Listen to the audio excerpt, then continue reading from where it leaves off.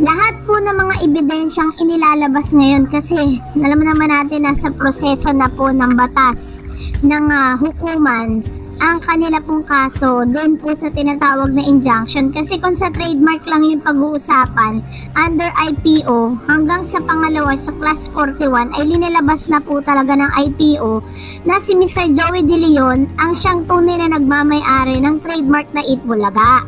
So, ang inaantay na lang talaga ng TBJ is yung injunction na manggagaling po sa Marikina Regional Trial Court.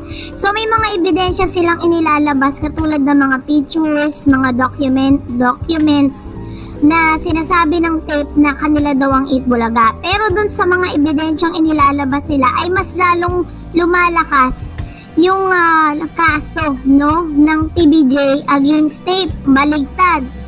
Ginagawa nila yun para palakasin yung kaso nila yung against TBJ, pero ang nangyayari, mas pinapalakas nila yung ebidensya kasi lahat po ng mga ebidensya nilalabas sila, puro mukha at puro pangalan po ni Sir Joey De Leon ang lumalabas. Kaya naman po talagang, ewan ko, parang dito talaga masasabi nating alanganin eh. Kaya talagang panay po ang pasalamat nila sa advertisers, panay po ang banggit nila na number 1 sila sa rating.